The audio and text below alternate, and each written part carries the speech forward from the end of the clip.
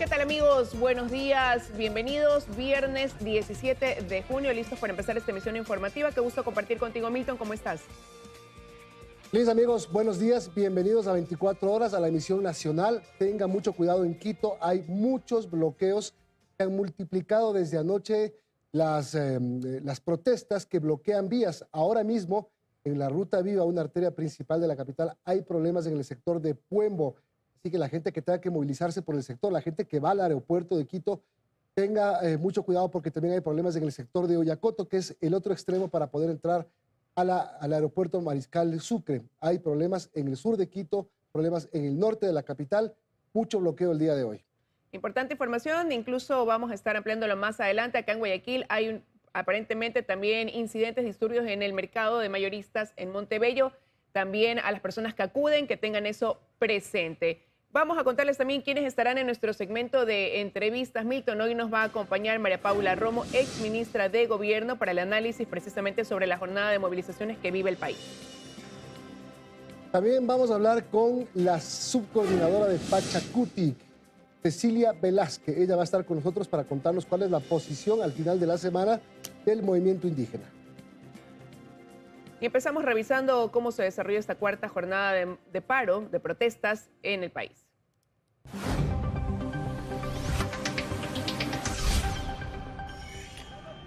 Bueno, ahí están las imágenes de lo que ocurría ayer en Quito. Mucha gente en camionetas, en camiones. Esto es en el sur de la capital, básicamente, donde mucha gente está, dijo la Policía Nacional, dicen las autoridades, siendo un tema psicológico, un tema de hacer sentir la presencia de la protesta, de hacer sentir el caos. Pero también hubo problemas en los mercados de Quito ayer que amanecieron cerrados, dos de los principales centros de comercio, el mercado mayorista y el mercado de San Roque. Luego, en el transcurso del día, fueron abriendo sus negocios. Sí, ¿no? Y eso es lo que ocurría en horas de la mañana. Sobre la presencia de los manifestantes en estos camiones, lo que han dicho las autoridades es que, como tú mencionabas, Milton, es una estrategia. Salen y entran constantemente para querer generar el caos y dar una dimensión mayor quizás a la presencia dentro de estas manifestaciones. Pero ante esto que sucedió ya en este cuarto día de movilizaciones, el presidente de la República, Guillermo Lasso, se dirigió ayer al país diciendo que están abiertos al diálogo, que hay quienes han ofrecido mediar para que ese diálogo se dé, pero también advirtió que si bien han sido prudentes hasta ahora, pues empezarán ya a partir de este momento a hacer uso, valga la redundancia, del uso progresivo de la fuerza para evitar desmanes o situaciones vandálicas. Hubo reuniones en el Palacio de Carondelet de ayer, hubo agenda del presidente Lasso, se reunió con el sector del transporte, esto fue sobre el mediodía, el sector del transporte que dijo públicamente que no está plegando a la medida de hecho y hay una ruta trazada con los transportistas. Pero bueno, en la noche llegó el mensaje que tú mencionabas, Liz, del presidente de la República vía redes sociales. En el 2019 hubo un detonante, la eliminación del subsidio a los combustibles. Ahora no hay detonante, no hay razón que justifique la violencia. Nadie ha pensado privatizar ningún sector estratégico, tampoco ningún servicio público. Estamos trabajando para construir un Estado fuerte que atienda a todos los ciudadanos, especialmente a los más vulnerables. Estamos preparando mecanismos para compensar las consecuencias económicas de la pandemia y de la guerra de Rusia contra Ucrania. Estamos buscando mecanismos de alivio a las deudas de los más pobres. Ecuatorianos, demasiadas veces la política en Ecuador ha sido sacar lo peor de nosotros. Cambiemos la historia, hagamos buena política, saquemos lo mejor de cada uno. Tenemos que sentarnos en una mesa, juntos buscar soluciones. El diálogo es la mejor salida.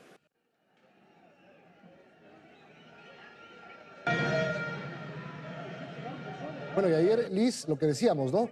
Hubo agenda en el Palacio de Carondelet del presidente Lasso, sus ministros, el ministro de Transporte, el ministro de Gobierno, tuvieron reuniones con el sector de la transportación en el Palacio de Carondelet sobre el mediodía.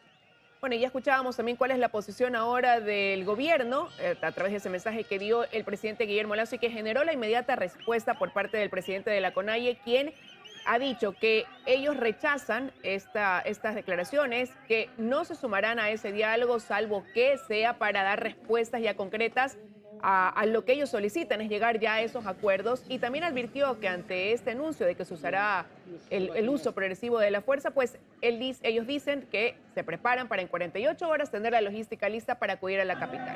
Escuchemos lo que dijo. Algo sobre los pedidos que se están haciendo por parte de sectores sociales es el tema de control de precios. Ayer el presidente Lasso firmó un decreto disponiendo a las gobernaciones hacer un exhaustivo y fuerte y firme control en los mercados para evitar la especulación con los productos. Nos mantenemos la lucha a nivel nacional. Segundo, la lucha la sostenemos desde nuestros territorios. Tercero, la lucha mantenemos de manera indefinida hasta que el gobierno nacional extienda las respuestas a las demandas del movimiento indígena.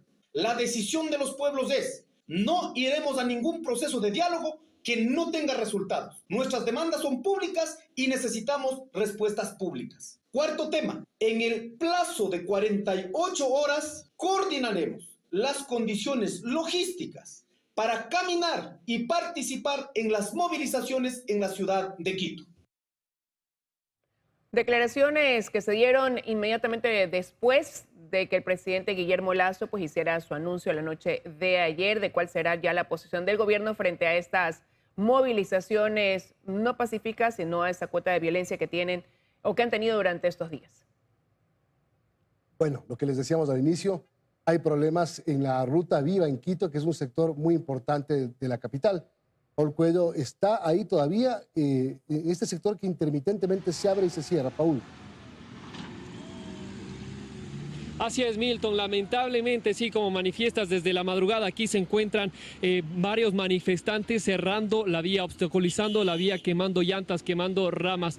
Y esto es un llamado de atención a la Policía Nacional, ya lo dijimos, Milton. Hay pocos manifestantes y hay apenas 8 uniformados acá que están sometidos con los delincuentes. Tranquilamente un dispositivo de 25 uniformados puede venir a retirarles a los manifestantes. Como manifiestas están parcialmente habilitadas esta vía, dejando pasar por minutos a los vehículos de ambos sentidos. Y esta es una vía importante porque, como bien indicas, conecta hacia el aeropuerto. Otra de las rutas también que conecta hacia el aeropuerto es la vía Collas, que también permanece cerrada.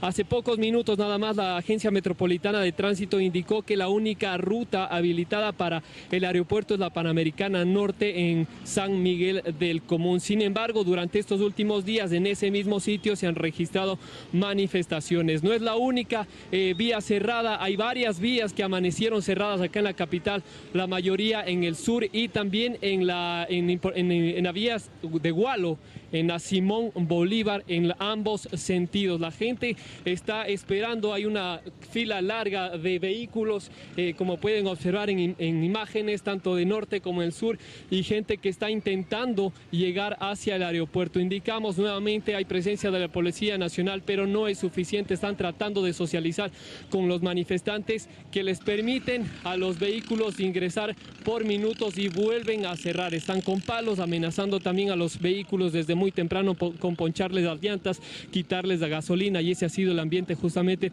que se ha registrado en estas últimas horas acá en la capital de los ecuatorianos. Nosotros permaneceremos en varios puntos para seguirles informando cómo está el ambiente sobre las vías de acá en la capital. Milton, Liz, ustedes con más, amigos, buenos días. Buenos días, Paul, muchísimas gracias. Es lo que está ocurriendo a esta hora 7:10 de la mañana en ese punto de la capital. Milton. Vamos al centro de Quito, a los alrededores del Palacio de Gobierno, a ver cómo está la situación a esta hora. Estefi Paz, que se encuentra desde el lunes siguiendo la actividad oficial, para que nos cuente cómo está a esta hora la situación. Hola, Estefi.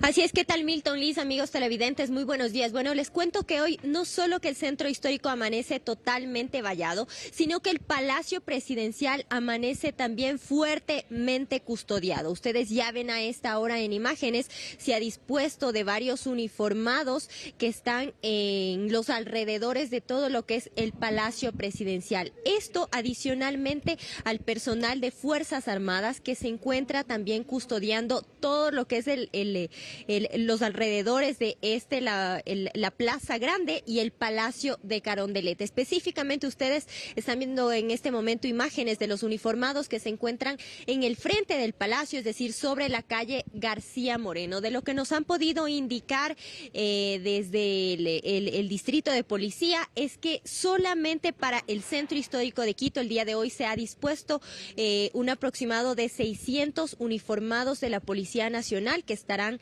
en distintos puntos. Son alrededor de 19 zonas las que tienen previsto cubrir, y a esta hora además ya se han conformado estos cercos de seguridad en las calles aledañas a la Plaza Grande. Hay entre 2 y 3 cercos. Toda la plaza está completamente cercada a esta hora. Únicamente se está permitiendo el paso, la circulación peatonal, sin embargo, solo de personas que son funcionarias, trabajadores de aquí del sector. El paso para vehículos está restringido en esta zona. Sin embargo, fuera ya de los cercos de seguridad, los vehículos sí pueden circular aquí en el casco colonial. Lo que nos han dado a conocer también es que por el momento se mantiene controlada totalmente la situación también en San Roque, que el día de ayer presentó problemas, y lo propio en el mercado mayorista en el sur de la capital, que el día de ayer también fue tomado y cerrada varias vías del sector. A esta hora, cuando son exactamente las 7 de la mañana con 12 minutos, ustedes pueden observar, hay gran cantidad de personal militar también que se ha dispuesto aquí en este sitio. Nosotros nos mantendremos en este lugar y les estaremos informando también en nuestras siguientes emisiones cualquier novedad que ocurra aquí en el Centro Histórico de Quito, específicamente junto al Palacio de Carondelet. Que tengan un excelente día. Regreso contigo, Milton Liz. Muy buenos días. Buenos días, Steffi. Muchísimas gracias. Vemos cómo día a día va cambiando, ¿no? Van cambiando las decisiones. Milton, ayer en el reporte a esta hora de la mañana que daba Steffi decía, ya no está vallado el centro histórico, hoy es otro el ambiente, está completamente vallado, y también pues el Palacio evidentemente de Gobierno. Claro, cuando se estimaba que a lo mejor bajaba un poco el tono de la protesta, en Quito sube, ¿no? Suben los bloqueos, hay otros puntos de la capital. Anoche, por ejemplo, en la autopista General Rumiñahui, otra de las arterias principales de la capital, hubo bloqueos y mucha gente que salía de sus trabajos 6, 7 de la noche no pudo llegar. Tuvo una muy mala experiencia con los bloqueos que hubo en la autopista General. Vamos allá, justamente, está Natalie Jiménez. Quiero verle a Natalie, no, que fue a Guamaní, Guamaní, al sur de Quito, el extremo sur de la capital. Nati, cuéntanos, buenos días. ¿Qué tal, Milton Liz? Así es, me encuentro exactamente en la avenida Pedro Vicente Maldonado y el panorama es bastante complejo. Como pueden ver a mis espaldas, la vía está totalmente cerrada, están quemando llantas, no hay paso vehicular y lastimosamente están bastante violentos. En las calles aledañas hemos conversado con algunos conductores, han tenido que subir porque les han ponchado las llantas, es decir, estaban ponchando las llantas deliberadamente. También hemos visto cómo camiones llevaban hasta este punto, estaban armados, incluso tenían machetes, tienen palos, piedras, y este es el panorama. Miren cómo las motos igual tienen que darse la vuelta porque no hay ingreso. Toda esta calle está cerrada, toda la Pedro Vicente Maldonado. Los locales este día ni siquiera han abierto por este peligro que representa. Durante todo el recorrido hasta llegar a este punto vimos el mismo panorama. Puntos de quemas de llantas, hay ramas, árboles en la vía y no hay presencia policial. Justamente lo que pedían en este punto las personas que estaban transitando y que fueron ponchadas las llantas es: ¿qué pasa con la policía? ¿Dónde están? Porque en este punto la situación está bastante compleja. Estaban, como les comentamos, ponchando las llantas y llegando armados con palos, ramas, machetes. Lastimosamente toda esta vía se encuentra negra por la quema de llantas, de árboles. Y lo que piden aquí los ciudadanos, los moradores, es que venga pronto la policía. Nosotros nos quedaremos en este punto para informarles si es que hay una escala de violencia, si es que llegan las autoridades y cómo continúa la situación. Por el momento les informamos que la avenida Pedro Vicente Maldonado en el sur de Quito está totalmente cerrada. Muy buenos días. Buenos días, Natalie, gracias. Y así está la situación en la capital. Amaneció más bloqueada que el resto de la semana en Quito. Recuerden, no hay pico y placa. hay clase de distancia, tenga mucho cuidado por dónde va a circular, extremo sur, extremo norte, vía el aeropuerto. 7:19 de la mañana, ya nos acompaña en este espacio Cecilia Velázquez, ella es subcoordinadora de Pachacutic. Gracias por estar con nosotros, buenos días. Buenos días, Liz, siempre a las órdenes. Bueno, Cecilia, cumplimos ya el 5.º día de estas movilizaciones en el país, pero la noche de ayer 2 anuncios, el presidente de la República diciendo que están abiertos a conversar, resaltando que hay mediadores que se han ofrecido para dar paso o encaminar este diálogo, pero también señalando que se hará uso progresivo de la fuerza en las situaciones en que ya esto no se enmarque en una protesta pacífica. Y por otro lado, la respuesta de la CONAIE y otras organizaciones es que no irán al diálogo si es que no es público y con acuerdos ya en firme, pero también diciendo que armarán en 48 horas una logística para ir a Quito. ¿Cómo interpretar ese anuncio de la CONAIE, Cecilia?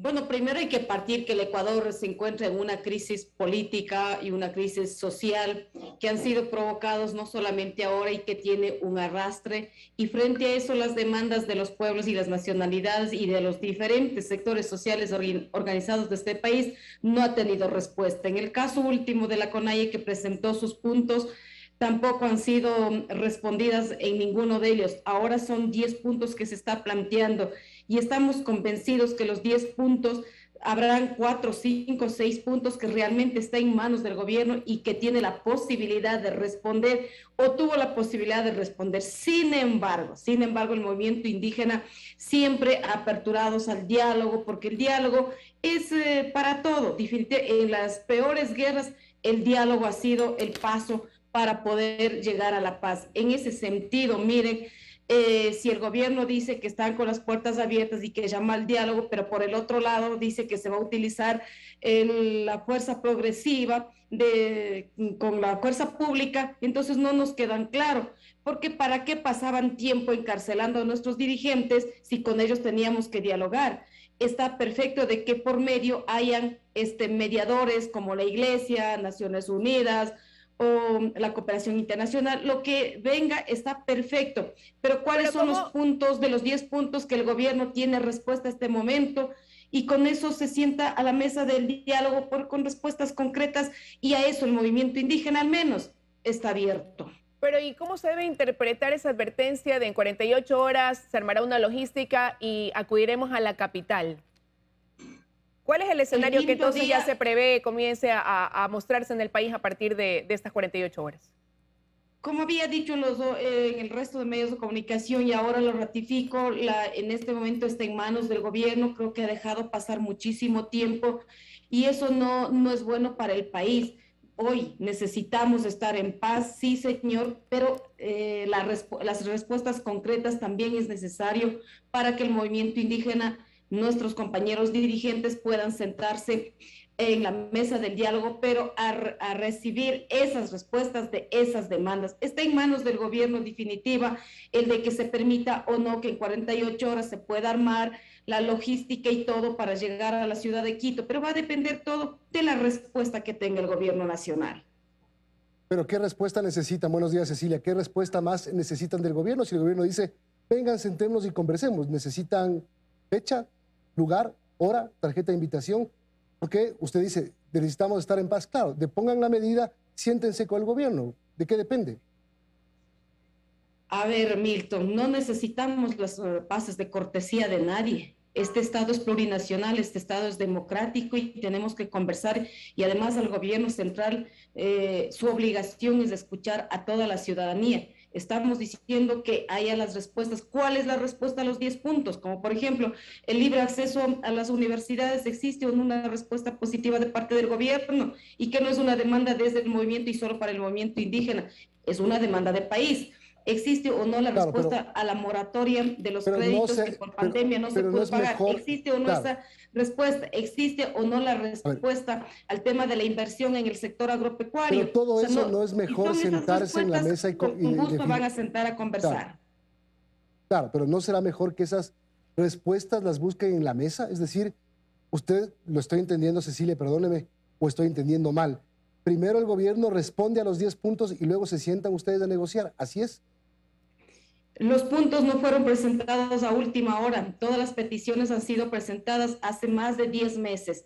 y además ya se sentó la CONAIE a conversar por 2 ocasiones. ¿Y cuáles han sido las respuestas frente a esas 2 conversaciones? O nuevamente está llamando al diálogo para conformar mesas técnicas o mesas de diálogo y nos olvidamos de dar las respuestas. Hay que ser también concretos, hay que ser pragmáticos y para poder evitar también el caos en el país, y que no solamente a las calles ha salido el movimiento indígena, ojo, porque el movimiento indígena está ubicado en los sitios estratégicos, pero ya en las ciudades ustedes están viendo, no nos van a endosar todo este tema al movimiento indígena. Cecilia, pero necesitamos realmente que el gobierno también ponga su actitud y hay esta voluntad política de dar las respuestas necesarias. Cecilia, pero usted dice no nos van a endosar esa violencia que se vive en las ciudades, como lo que pasa, por ejemplo, en Quito. Ustedes dicen eso ya responde a grupos infiltrados, pero ahora dicen vamos a ir en 48 horas a sumarnos a esa lucha que se ha iniciado en la capital. ¿No se contrapone ese discurso entonces?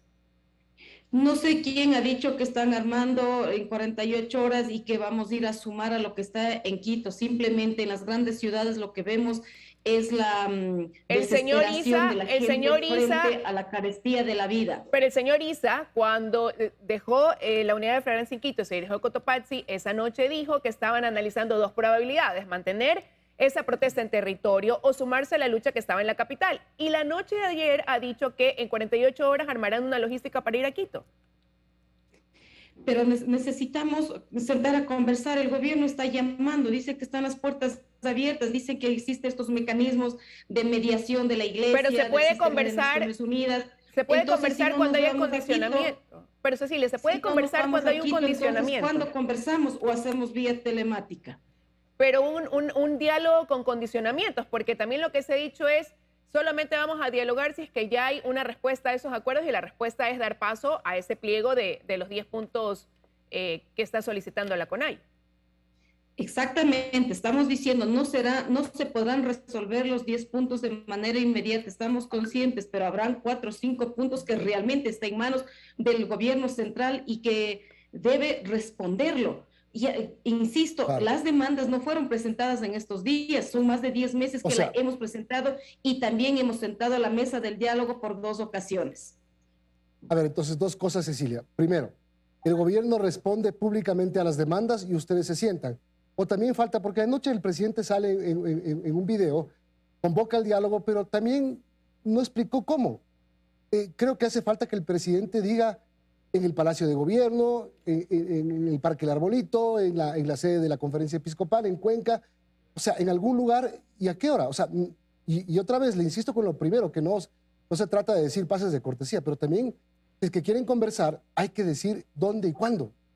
Y eso no se ha dicho. Exactamente. Nosotros estamos exigiendo un diálogo. Nosotros estamos exigiendo una respuesta a los pliegos de peticiones que hemos presentado. El gobierno nos está diciendo, ok, estoy dispuesto al diálogo. Hora, día, fecha, lugar. Y si es que solamente tiene que ir el movimiento indígena, no hay ningún problema, porque ya nuestros compañeros dirigentes están libres y pueden conversar. O si es que es en sistema de Naciones Unidas con la presencia de ellos, no hay ningún problema. Si es que es en cualquiera de las conferencias episcopales, también podemos ir, no tenemos ningún problema, pero tiene que decirlo. ¿Dónde? Porque nosotros somos los que estamos exigiendo.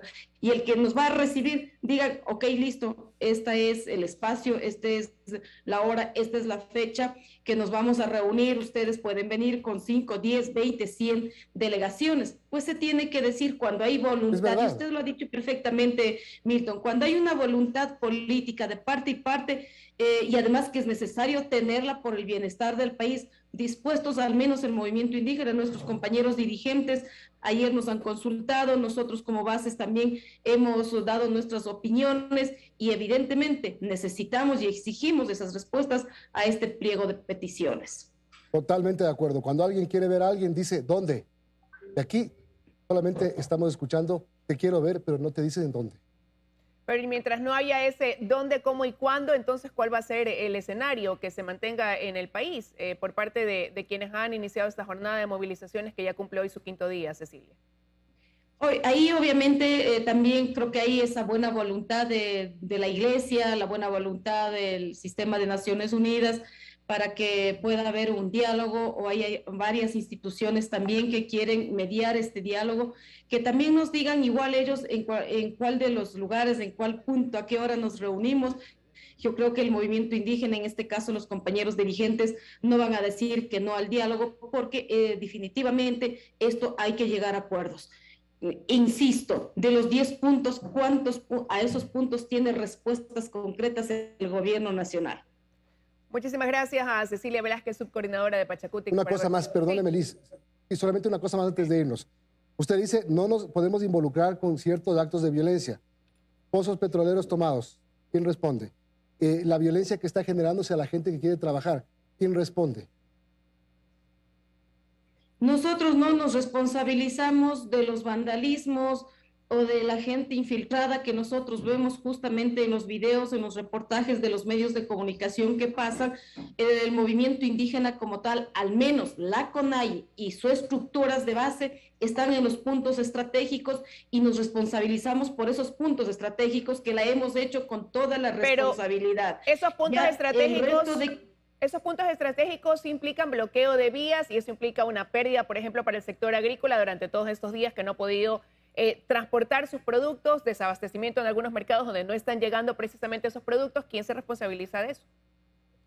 Nos responsabilizamos al gobierno central porque no hay una política pública que pueda responder al sistema de la carestía de la vida de la población. Y ustedes han visto que no solamente es el movimiento indígena quienes han salido a las carreteras, son los diferentes sectores sociales, y de manera especial aquellos empobrecidos de este país, porque comprar un litro de aceite a 3.75, a 3.50 no existe dinero, y además en las grandes ciudades viven del día a día, tienen que vender para poder comprar algo y llevar a su casa. Claro que ellos también en este momento están sufriendo consecuencias, no digo que no, pero por ellos estamos justamente en la lucha para que pueda haber un control real a la especulación de los precios, como dice el gobierno central.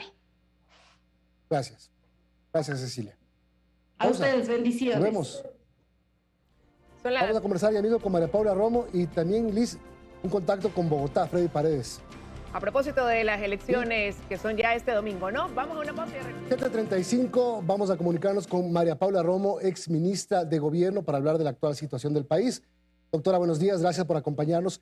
Hay gente del gobierno, por ejemplo, el secretario de Inteligencia, Fausto Cobo, que dice que lo que está pasando en el país obedece a situaciones subversivas que quieren derrocar al gobierno, que quieren atentar contra la democracia. ¿Usted cree que este escenario se está configurando? ¿Usted cree que el 2019, el octubre del 19, se puede repetir? Buen día.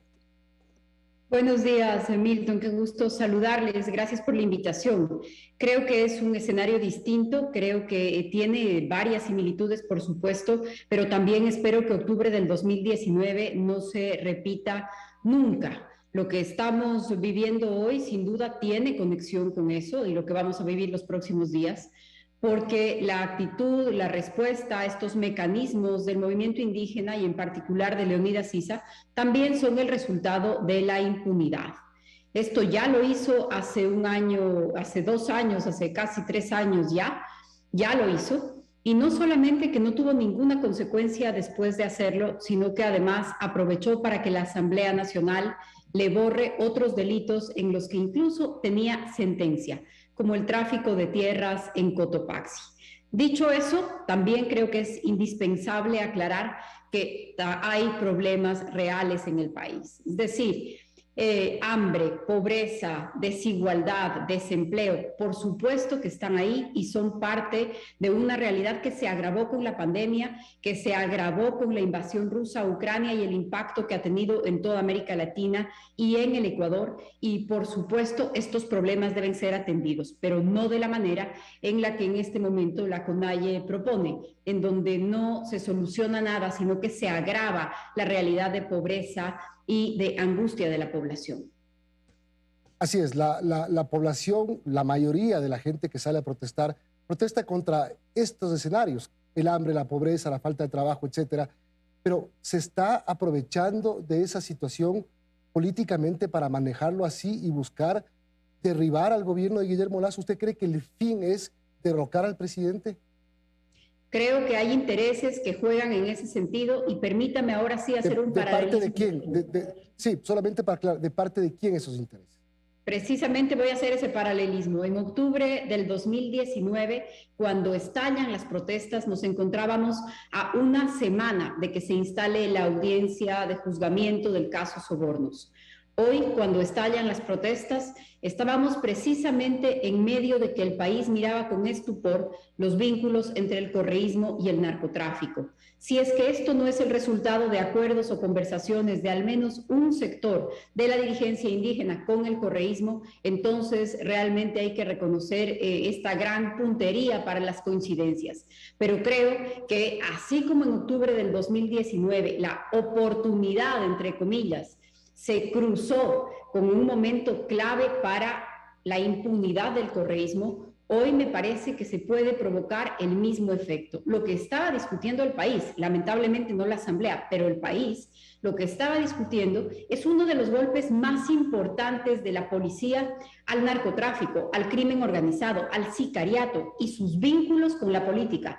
Las fotos de un legislador de la Revolución Ciudadana en la piscina del casero, precisamente de la persona detenida con todos estos vínculos. Si es que estas protestas no son un tremendo distractor intencional, entonces la CONAIE sí debería preguntarse cómo y a quién le hace el juego en un momento tan delicado para el país, para el empleo, para la seguridad y en un punto de inflexión sobre este involucramiento y sobre esta infiltración del narcotráfico en el Estado. Ahora, buenos días, doctora. Y a raíz de la detención, sí, del patrón Norero, las autoridades, el Ministerio del Interior básicamente comienza a hilar y dice que pudiera haber financiamiento del narcotráfico también detrás de estos hechos, de estas protestas, ¿no? El coronel Cobo decía también que hay una hoja de ruta, que incluso hay un libro que así lo puede escribir, escrito por el señor Issa. Con todos estos antecedentes, ¿qué no tomó en cuenta o qué dejó de prever este gobierno para que hoy el país esté repitiendo un escenario que ya lleva 5 días de protestas y donde se habla de una radicalización de la misma? Gracias, Liz. Buenos días. Voy a insistir en que un elemento importante para traernos a este escenario es la impunidad. Y la impunidad se selló en la Asamblea Nacional con las amnistías hace algunos meses. Si es que hacemos un mapa de los sectores en donde se otorgaron esas amnistías o los sectores en donde actuaron los beneficiarios de las amnistías, podemos ver que se parece mucho a los sectores más calientes y más violentos en este momento. Y por supuesto, cuando una cosa así sucede, también se crea un escenario perfecto para el vandalismo, para el robo, para la violencia, para el ataque a la propiedad privada. ¿Por qué? Porque la policía se distrae por completo, o no quiero decir por completo porque en realidad duplica sus esfuerzos, pero miles de policías pasan a atender asuntos de control de orden público y abandonan los temas de seguridad, porque es imposible que lo hagan todo. Por eso creo yo, Liz, Milton, que es muy importante que la CONAIE mire más allá de estas mismas demandas, que miren más allá incluso de algunos de sus dirigentes que pueden tener comprometidos estos intereses, porque lo que implica para el país es delicadísimo. Y el cuestionamiento a la policía, al ministro encargado de seguridad, cuando está dando los golpes más importantes contra el narcotráfico, no puede ser una casualidad. Hay que evitar que estas agendas se crucen, hay que evitar que estas agendas coincidan y, por supuesto, las organizaciones sociales, la CONAIE, el gobierno, todos deberíamos enfocarnos en atender los problemas reales que están ahí, que están en el país, doctora, que tienen muchísimas causas. Doctora, y es también una casualidad que justo en medio de este escenario, ahora que usted nombraba la Asamblea, pues también en el Legislativo hayan puesto nuevamente sobre la mesa el discutir aquello que llevó a su destitución en un momento dado por esas protestas de octubre del 2019 y ahora decidan con 107 votos a favor remitir ese expediente a la Fiscalía.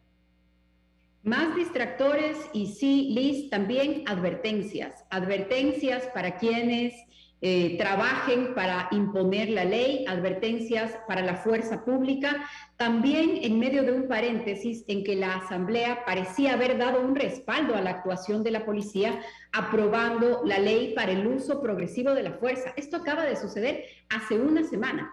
Hace una semana la Asamblea Nacional dice, se aprueba la ley para el uso progresivo de la fuerza, respaldamos la actuación de los organismos que se encargan del control del orden público y de la seguridad.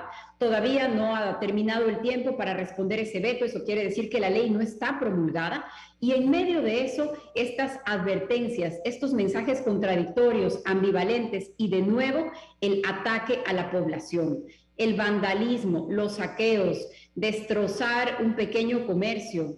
Esto no tiene nada que ver con llamar la atención del gobierno.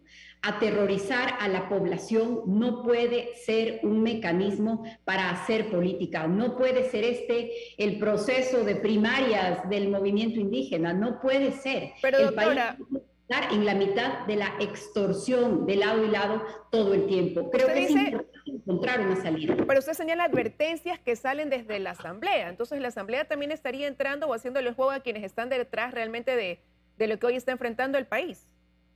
Una parte de la Asamblea, sin duda, sí. Una parte de la Asamblea no solamente le hace el juego, sino que está directamente interesada. Yo creo que una parte de la Asamblea y un sector político en el país se perjudica si es que la seguridad se logra en el Ecuador. Se perjudica si es que las investigaciones se fortalecen, se perjudica si se controla el narcotráfico, y por eso ese es el conflicto de intereses que debería mover al país incluso a que los sectores políticos pasen página de las diferencias anteriores o de las diferencias más próximas. Si hay grandes acuerdos que lograr en el país, tienen que ver con la seguridad, con la paz, con la convivencia pacífica y, por supuesto, con la superación de la pobreza y con las urgencias que hoy tenemos.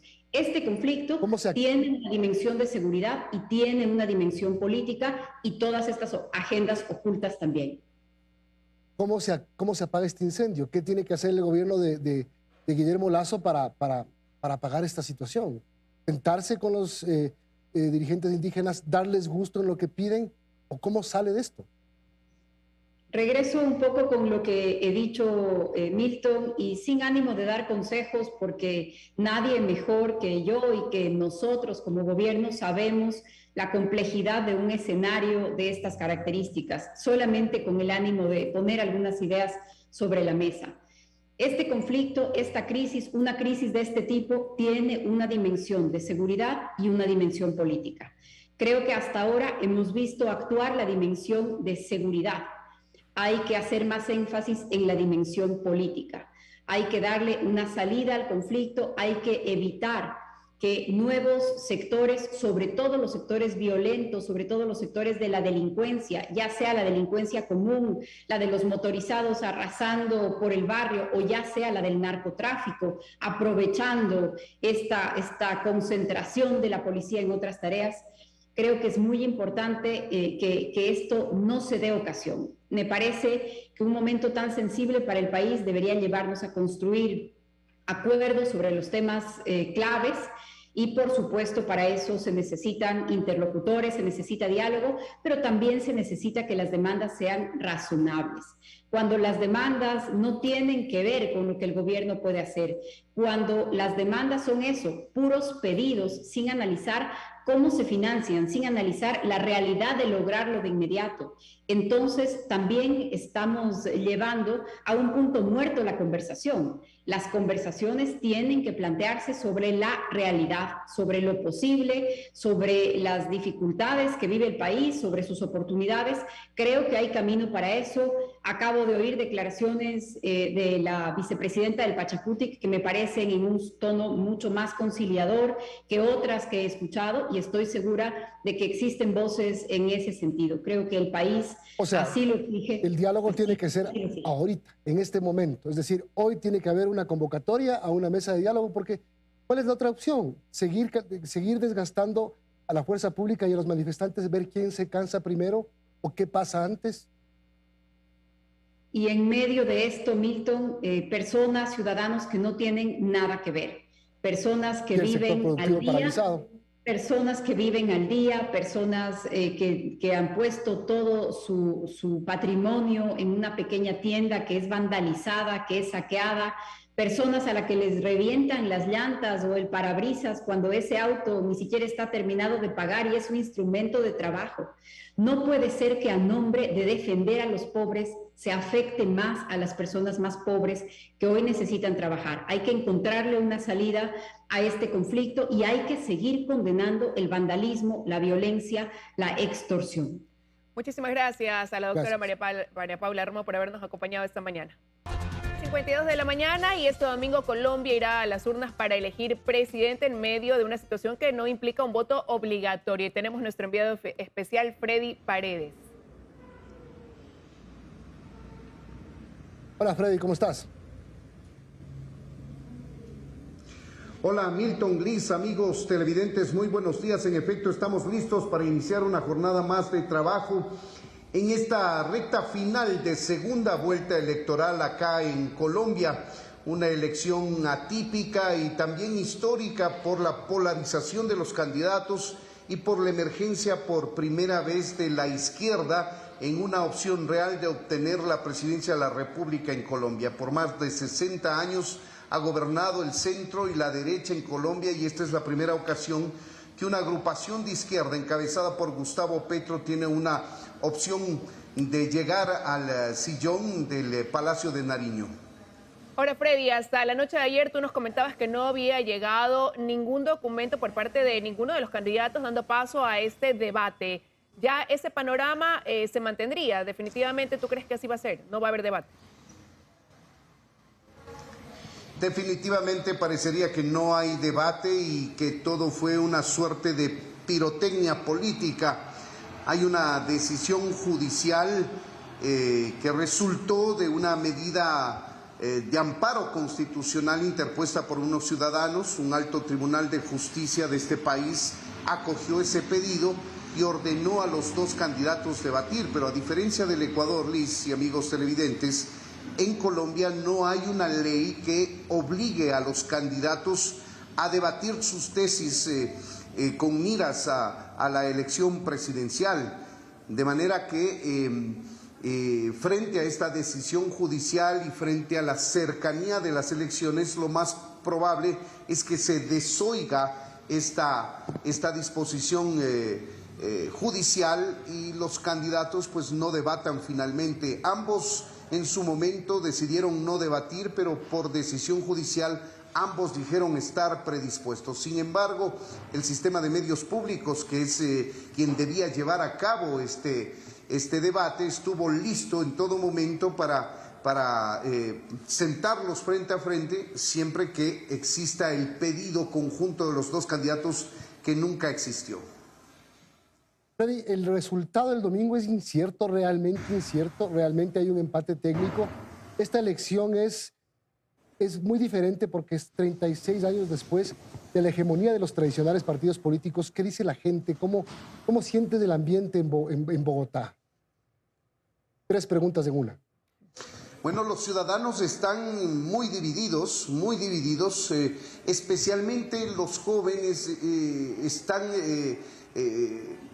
a favor, digamos, de Gustavo Petro, un senador, exalcalde de Bogotá de 62 años, exguerrillero además.